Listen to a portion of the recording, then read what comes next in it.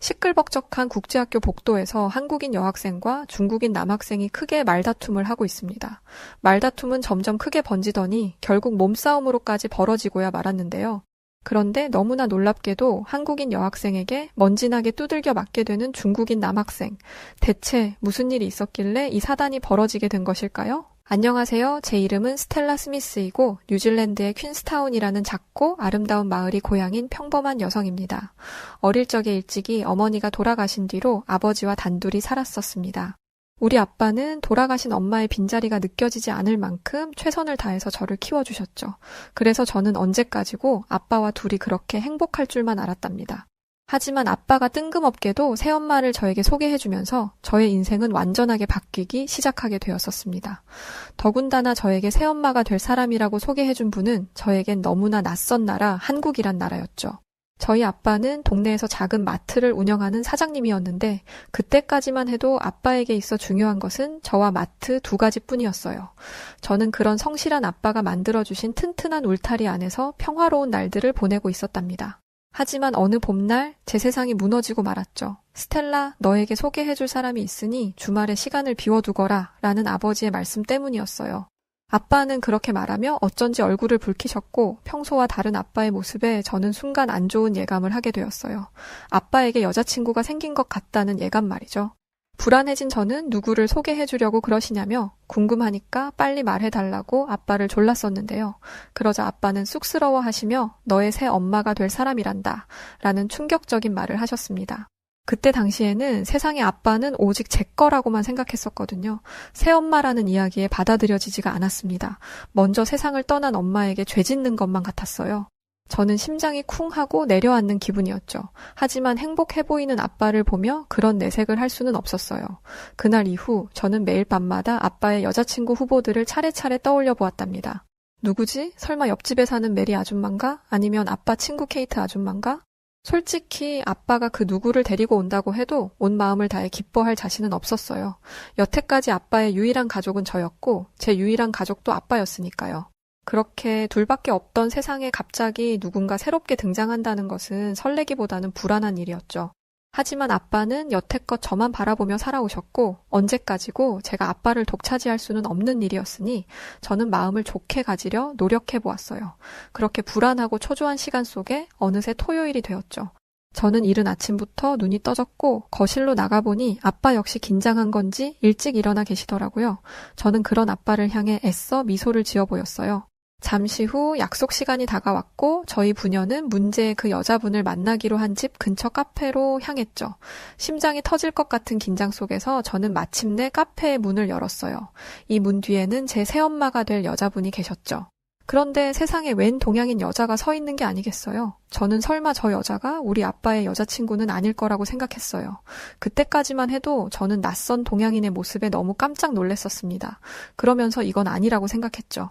어린 제가 아빠의 결혼을 막을 수 있는 방법은 없었지만 저는 한국인 새엄마를 마음에 받아들이지 않았습니다. 아니, 받아들여지지가 않았어요. 결국 아빠는 그 한국 여자와의 결혼을 강행하셨죠. 결혼식 후에 아빠는 새엄마가 자신의 삶과 저의 삶에 꼭 필요한 사람이 될 거라면서 엄마 말씀 잘 들어주길 바란다는 말씀을 하셨습니다. 당연히 저는 아빠의 말을 귓등으로도 듣지 않았어요. 아빠와 새엄마가 결혼을 한 건 어쩔 수 없지만 전 끝까지 새엄마를 미워할 거라고 다짐했죠. 그렇게 저희 세 가족의 기막힌 동거가 시작되었답니다. 아빠와 결혼한 이후 한국에서 온 새엄마는 아빠를 도와 마트를 운영했어요. 그러더니 어느 날부터인가 아빠의 마트에 24시 운영이나 배달 서비스와 같은 한국에 있다는 시스템들을 도입하기 시작했어요. 뿐만 아니라 물건의 진열대 밑에 보기 좋게 가격표를 붙여두었고 마트의 전등을 제일 밝은 것으로 갈아 끼우기도 했고 저는 새엄마가 아빠의 마트를 바꿔가는 것을 처음에는 쓸데없는 짓을 한다고 생각했습니다. 그런데 그런 제 생각은 완전히 틀린 것이었어요. 한국인 새엄마의 손길이 닿은 뒤부터 우리 마트는 완전 대박이 났거든요. 시작은 작게 입소문이 나면서부터였어요. 저 한국 여사장이 운영하는 마트가 이용하기 깨끗하고 편리하다는 소문이 나기 시작하더니 어느새 우리 마트는 동네에서 제일 장사가 잘 되는 곳이 되었죠. 그 모습에 아빠는 그저 싱글벙글 했는데요. 태어나 아빠의 그런 방정맞은 웃음도 처음 봤고 외국에서 온 새엄마의 품에 폭 안겨서 애교를 부리는 모습도 처음 봤습니다. 아니, 토가 나올 뻔했지 뭐예요. 뭐 여하튼 새엄마의 그런 놀라운 손길에 아니 그냥 잘 되기만 한 정도가 아니라 지역 신문 기자가 마트의 성공 비결을 물으러 인터뷰를 하러 올 정도였어요. 새엄마는 기자에게 이렇게 답하더군요. 한국에서 제가 생활했었던 그대로 그냥 성실하고 부지런하게 마트를 운영했을 뿐입니다. 라고 기자에게 답했습니다. 그 말을 옆에서 듣고 있던 저는 한국에 대해 궁금해지기 시작했었어요. 동시에 새엄마가 다르게 보이기도 했죠. 결국 저는 새엄마가 어떤 사람인지 제대로 알아봐야겠다고 결심했어요. 그날 저녁 저는 쭈뼛거리며 새엄마에게 다가가 이렇게 물었죠. 솔직히 전 아직도 새엄마가 좋지는 않다고 말하면서도 제가 뭔가 새엄마에 대해 오해하고 있다는 생각이 든다고 말했습니다. 그리고는 사실 우리 마트는 아빠가 혼자 운영할 때는 적자를 보는 날도 정말 많았었다고 했죠. 어떤 날은 손님이 한 명도 오지 않기도 했을 정도였다고 말했습니다. 그런데 새엄마가 오고 나서부터는 모든 게 달라졌는데 대체 무슨 방법들을 썼기에 마법처럼 동네 사람들의 마음을 사로잡을 수 있었던 거냐고 물었습니다. 제 말을 들은 새엄마는 그런 제 질문이 귀여웠는지 한동안 깔깔 웃으시더니 이렇게 말했어요. 마법 같은 거 없단다. 어떤 거창한 비법 같은 것은 없다면서 그저 한국에서 실제로 마트가 운영되는 방식을 적용했을 뿐이라고 하셨어요. 하지만 저는 잘 이해가 되지 않아서 고개를 갸웃거렸죠. 그러자 새엄마는 이렇게 덧붙이셨습니다. 한국 사람들은 원래 부지런해. 그리고 부지런한 만큼 효율적인 것을 중요하게 여기기 때문에 배달과 같은 서비스가 굉장히 잘 발달되어 있지? 그리고 마트마다 정기 세일 같은 판매 전략들이 굉장히 다양하기도 하거든. 사실 난 오히려 뉴질랜드에 와서 살면서 만난 뉴질랜드 마트들이 너무 구식이라 놀랐는데? 저는 새엄마의 말에 망치로 머리를 한 대 얻어맞기라도 한 듯한 큰 충격을 받았어요. 사실 여태까지 검은머리 아시아 사람들은 우리 유럽의 백인들보다는 열악하고 발전이 아직은 덜 된 그런 나라라고 생각했었거든요. 그런데 새엄마의 모습이나 말을 듣고 나니까 제 생각이 틀렸을 수도 있다는 것을 알게 되자 왠지 모를 새로움을 얻는 것 같은 기분이 느껴지더라고요. 그날 이후 저는 새엄마의 일거수일투족을 관찰하기 시작했어요. 그러자 그동안 보이지 않던 것들이 보이기 시작했죠. 먼저 그동안 제가 무능하고 무식하다고 여긴 새엄마는 엑셀로 회계 정리도 능숙하게 할 줄 아는 똑똑한 사람이었어요. 시간 관리도 철저하고 늘 빠릿빠릿하게 움직이는 모습은 굉장히 인상적이었죠. 또 제가 괜히 싫어서 새로운 새엄마가 못생겼다고 아빠한테 놀렸었는데 사실 새엄마의 얼굴도 그렇지 않고 고왔습니다. 새엄마는 우리 백인들에 비해 맑고 깨끗한 피부를 가지고 있음은 물론 또래에 비해 주름도 거의 보이지 않았어요. 아니, 사실 얼굴은 중요한 게 아니었어요. 새엄마는 언제나 환하게 웃으며 손님들을 맞이하는 상냥한 성품을 가지고 있었으니까요. 무엇보다 새엄마는 저와 아빠에게 항상 헌신적인 모습을 보여주었어요. 그런 새엄마에게 어느새 저는 마음의 문을 열게 되었죠. 마음을 연 것뿐만 아니라 그냥 새엄마가 우리 엄마라는 게 자랑스러웠었습니다. 왜냐면 새엄마가 온 뒤로부터 저희가 지내던 마을 전체가 한국에서 온 새엄마에게 다들 반해버렸을 정도니까요. 마트는 늘 인산인해였고 말이죠. 그렇게 저희는 완전한 가족이 되었답니다. 이제 셋이서 행복하기만 하면 될 줄 알았는데 위기는 생각지도 못한 곳에서 닥쳐왔어요. 그건 바로 저의 장래에 대한 문제였습니다. 사실 뉴질랜드에는 젊은 사람들이 일할 만한 곳이 마땅치가 않거든요. 푸르른 초원이 가득한 나라이다 보니 일자리가 거의 없다시피 한 곳이죠. 그래서 대부분의 뉴질랜드 청년들은 고등학교를 졸업한 뒤 아르바이트를 하며 살아가거나 옆나라 호주로 떠나는 게 현실이에요. 저라고 다를 것은 없었죠. 솔직히 말하자면 전 미래에 대한 계획이 딱히 없기도 했어요. 왜냐면 그냥 아빠 엄마를 도와서 마트 일을 했으면 되었고 나중에 물려받으면 그만이었으니까요. 막연히 그런 생각만 하고 있었습니다. 그런데 한국에서 나고 자란 새엄마에게 그건 있을 수 없는 일이었다는 게 문제였습니다. 사실 저는 공부도 별 관심도 없었고 그냥 이렇게 푸르른 초원이 가득한 뉴질랜드에서 마트 일이나 간간히 하면서 그냥 살고 싶었는데 새엄마가 아주 딱 잘라서 안 된다고 하시더라고요. 결국 새엄마는 저의 교육과 미래를 위해 특단의 결정을 내렸는데 그건 바로 우리 가족이 한국으로 가서 사는 것이었어요. 저는 그게 무슨 뚱딴지 같은 소리냐며 난 뉴질랜드를 떠나지 않을 거라고 버텼어요. 여기는 제가 평생을 살아온 곳이고 제 친구들도 여기 있으니까요.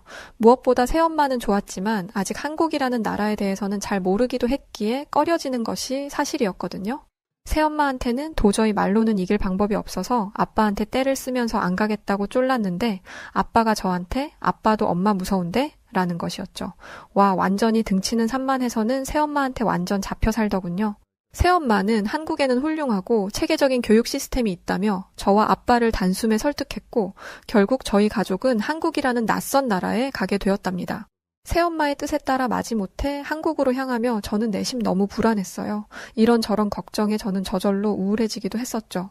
그나마 한 가지 신났던 것은 한국에 가기 전 일본을 경유하는 김에 가족끼리 일본에서 짧게 여행하기로 한 것이었는데요. 일본도 한국처럼 아시아 국가이기는 하지만 아예 눌러 사는 게 아닌 여행이라면 다른 거니까요. 때문에 일본 여행을 하게 된 것이 무척이나 좋았답니다. 저는 친절한 사람들과 맛있는 음식, 일본은 선진국이었으니까 선진국다운 서비스를 기대하며 비행기에서 내렸죠. 하지만 그건 저의 커다란 착각이었어요. 일본에 발을 디디자마자 저는 최악의 경험을 하게 되었답니다. 공항 밖으로 나가기 전 저는 잠시 화장실에 들르기로 했어요. 그런데 저는 이곳에서 아주 큰 실수를 하고 말았습니다. 바로 캐리어를 화장실 밖에 둔 것이었죠. 화장실 안으로 들고 들어가기에는 캐리어가 지나치게 커서 잠깐만 밖에 두고 얼른 다녀오자고 생각했던 것이 문제였을까요? 사실 일본은 남의 물건에 손을 안 대지 않나요? 근데 제 캐리어는 눈 깜짝할 사이에 사라져 버렸어요. 처음에 저는 선진국 일본에서 이런 일이 생겼다는 것이 믿을 수가 없었어요. 제가 듣기로 일본은 아시아의 모든 나라 중에서 가장 안전한 나라라고 알고 있었거든요. 그런데 도착하자마자 도둑을 당하다니요. 운이 없어도 너무 없었죠. 우선 저는 부모님과 함께 공항의 직원에게 자초지종을 설명했는데요.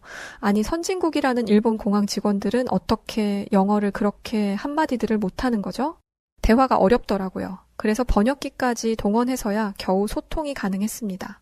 공항 직원은 공항에는 CCTV가 있으니 공항 경찰이 그것만 확인해주면 도둑을 잡을 수 있을 거라고 했습니다. 다행이라고 생각했었어요. 그런데 일본 경찰은 해달라는 CCTV 확인은 해주지 않고 저희에게 무슨 알 수 없는 서류만 한 뭉치 내밀더군요.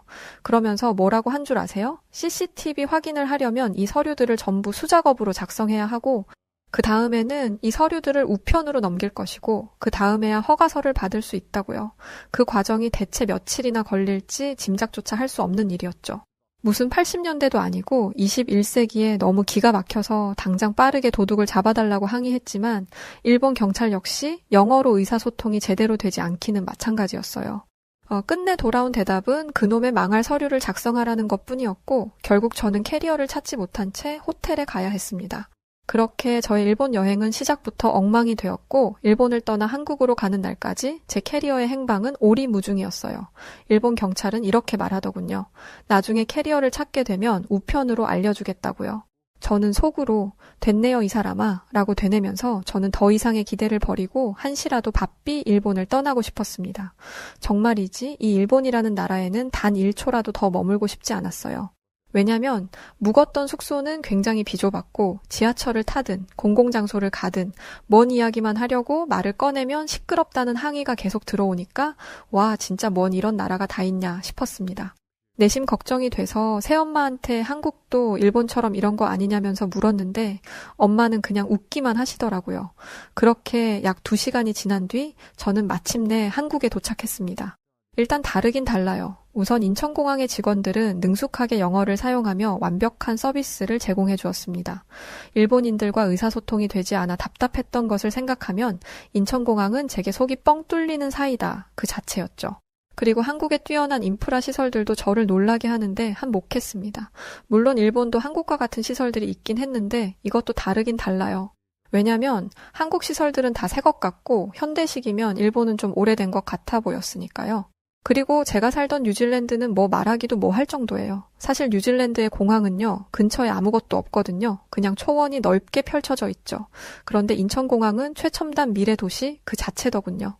주요 스팟마다 엘리베이터와 에스컬레이터가 설치되어 있음은 물론 무빙 워크까지 있어서 이동이 너무 편리했고 24시간 운영되는 카페와 ATM 기계, 게다가 세탁소까지 이곳에는 그야말로 없는 게 없어 보였어요. 그걸 보면서 와 우리 새엄마가 뉴질랜드에서 그냥 한국에 있는 시스템을 마트에 도입했다고 했던 말이 이래서 나온 거였구나 싶더라고요.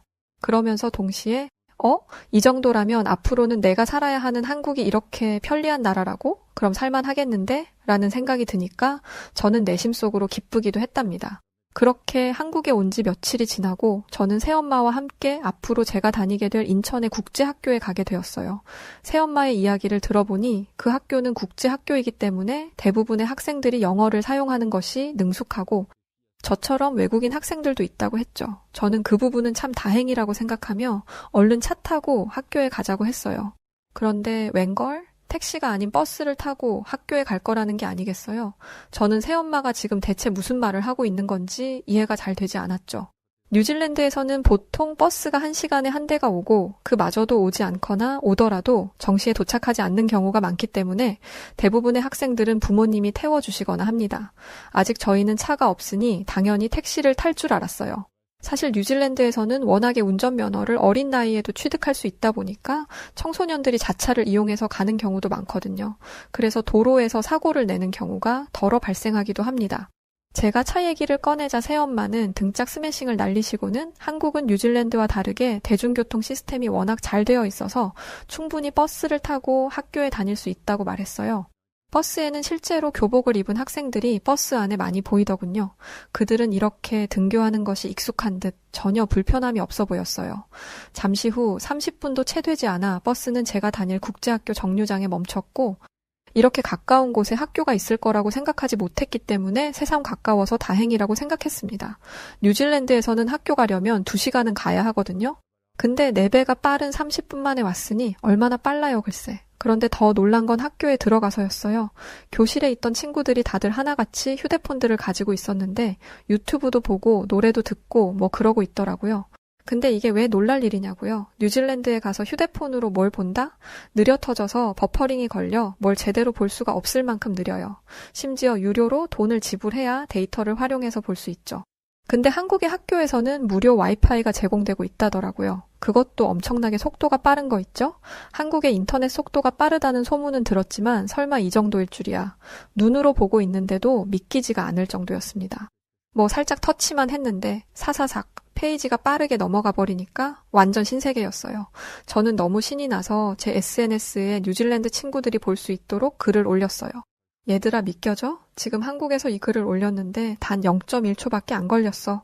뉴질랜드에 살고 있는 제 친구들은 제가 올린 글을 보더니 거짓말 하지 말라며 한국의 인터넷이 아무리 빠르다고 한들 그런 일이 어떻게 가능하냐며 제 말을 믿지 않았죠. 그 순간 저는 에이그 이런 답답이들 너네들은 아마 평생 이런 디지털 인프라 혜택을 누리지 못하겠구나 하는 생각에 안쓰러움도 느껴졌죠. 물론 저는 이렇게 좋은 환경이 갖춰져 있는 한국에 있다는 사실에 행복했지만요. 새엄마가 제 담임이 될 선생님과 인사를 나누는 동안 저는 복도의 창문을 통해 한국 학교의 교실을 둘러보았어요. 그리고 저절로 감탄하게 되었죠. 왜냐하면 한국 학교의 교실이 뉴질랜드의 교실과 비교해 월등하게 좋았거든요. 우선 칠판부터 달랐어요. 뉴질랜드는 아직도 대부분의 교실이 분필 전용 초록색 칠판이나 화이트보드를 사용하거든요. 그런데 한국의 교실에는 최신식 터치 스크린이 설치되어 있는 게 아니겠어요? 이 터치 스크린을 통해 한국의 선생님들은 각종 영상과 파워포인트 등을 활용한 수업을 학생들에게 제공하고 있었고 당연히 그 내용은 흥미로워 보였죠. 게다가 교실 내부에는 에어컨은 물론 히터, 공기청정기까지 구비되어 있더군요. 아무리 험하고 궂은 날씨라고 해도 이런 환경이라면 공부가 잘 되지 않을 수 없겠더라고요. 그때 저는 온몸이 떨리는 느낌을 받았는데요. 왜냐면 아니 이런 환경에서 공부를 하는데 성적이 나쁘다? 그러면 새엄마의 무시무시한 등짝, 스매싱이 또 날라올 거란 두려움이 밀려왔기 때문이었어요. 뭐 여하튼 설레임 반 두려움 반의 기분을 느끼는 사이 새엄마는 저의 입학 절차를 모두 마쳤고 시간은 어느새 점심시간이 되었죠. 담임 선생님은 제게 이왕 여기까지 온 것 학교 급식을 먹고 가라고 제안하셨고 저는 그러겠다고 했어요. 그리고 급식을 먹기 전 간단히 손을 씻으러 화장실에 들어갔는데 저는 이곳에서 또 충격을 받게 되었답니다. 아니 비데가 있더라고요. 저희 뉴질랜드에서는 진짜 보기 힘든 거거든요. 사실 전 한 번도 못 봤었어요. TV에서나 봤죠. 근데 여기는 화장실마다 다 설치되어 있더라고요. 그러면서 와 우리 새엄마 좋은데 살았었네 싶었습니다. 화장실에서 나온 뒤 저는 새엄마와 함께 학생 식당으로 향했어요. 이쯤 되자 저는 이번에는 얼마나 놀라운 경험을 하게 될까 잔뜩 기대하게 되었죠. 뉴질랜드에서는 카페테리아라는 곳이 있어서 그곳에서 빵이나 감자튀김으로 간단하게 점심을 때우거든요. 그게 아니면 집에서 도시락을 싸오거나요.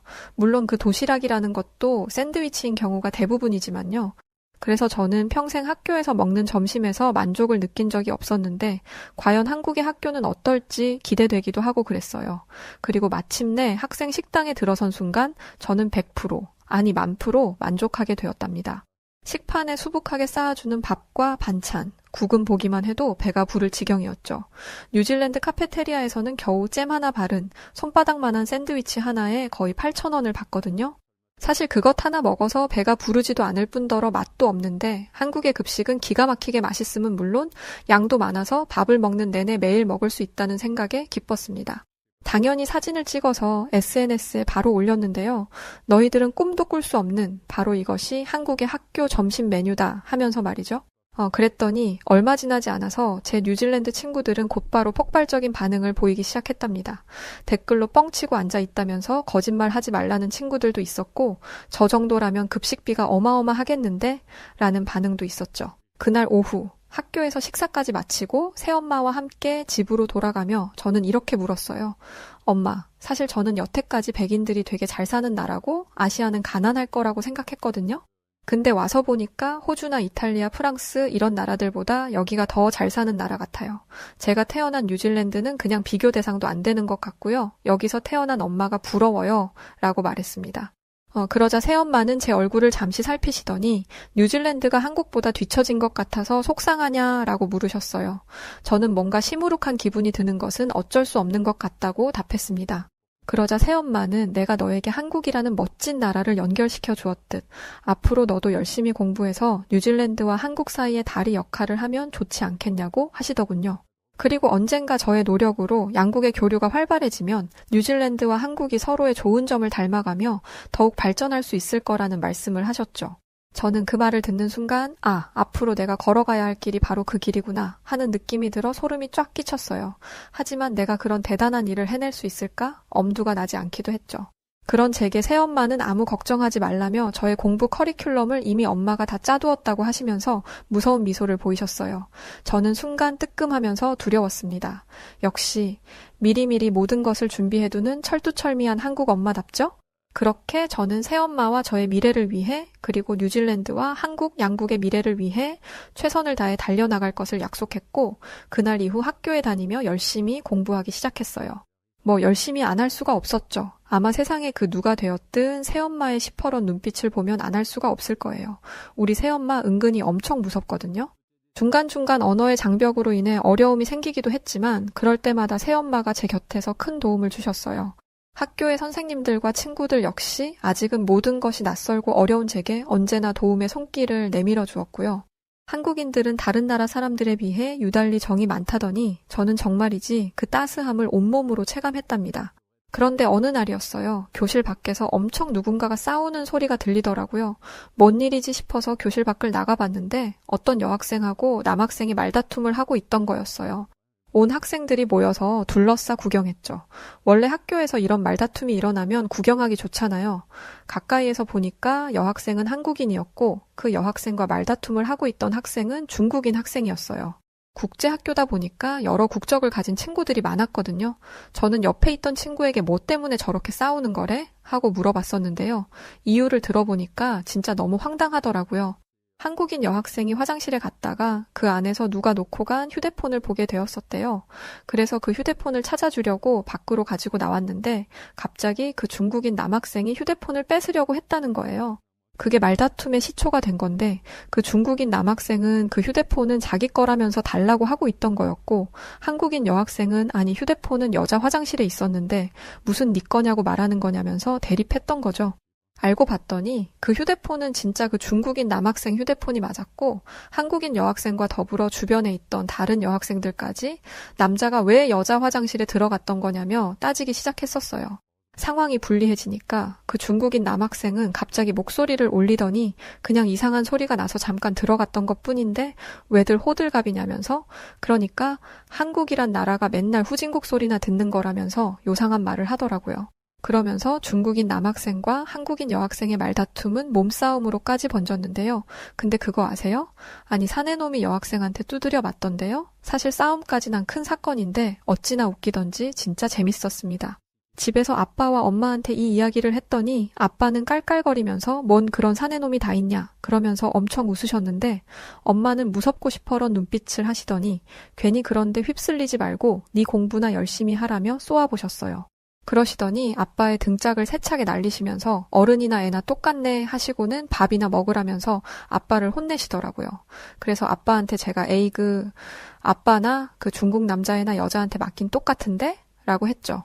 뉴질랜드 시골 동네에서 살던 저희 가족은 새엄마의 영향으로 이렇게 한국에서 점점 한국 사람들이 되어가면서 자리 잡으며 살고 있습니다. 요즘 저는 홍보학과 진학을 목표로 열심히 공부하고 있어요. 한국의 사람들에게는 뉴질랜드의 문화를 전파하고 뉴질랜드의 사람들에게는 한국의 선진 문화와 선진 문물을 전해주고 싶다는 제 바람은 언젠가 저를 그 목표가 있는 곳으로 데려다 줄 거라고 믿기 때문입니다. 왜냐하면 저는 대한민국에 성실하고 강했던 한국인 새엄마의 딸이고 또 이 한국이라는 나라에서 훌륭한 교육을 받고 있는 대한민국 학생이니까 말입니다.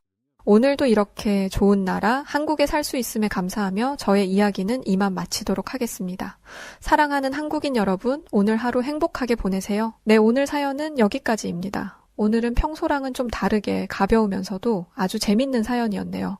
그나저나 아버님 잡혀 사시는 게 꼭 한국인 같은, 여하튼 우리 스텔라 스미스 씨 꼭 꿈꾸는 것들이 모두 이뤄지길 응원합니다. 오늘 사연 재밌게 들으셨다면 구독과 좋아요 부탁드리고요. 그럼 지금까지 여우튜브의 송은지였습니다.